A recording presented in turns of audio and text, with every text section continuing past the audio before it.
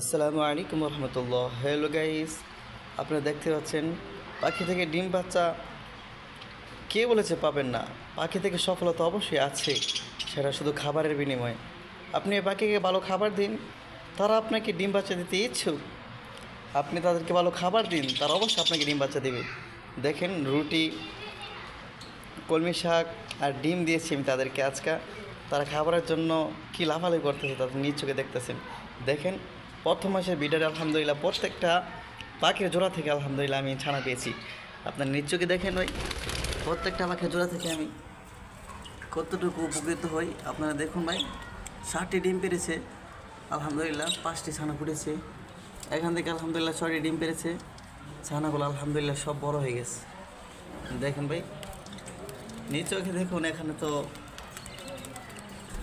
আপনাদেরকে কী বলবো, পাখি থেকে আলহামদুলিল্লাহ ভাই লাভ আছে ভাই। পাখি পালবেন, শখের পাখি। যারা স্কুল কলেজে পড়তেছেন অবসর সময়গুলো কাজে লাগান, পাখি পোষ করেন, ইনশাল্লাহ ইনকামের রাস্তা খুঁজে নেন। পাখি থেকে ভাই লাভ আছে।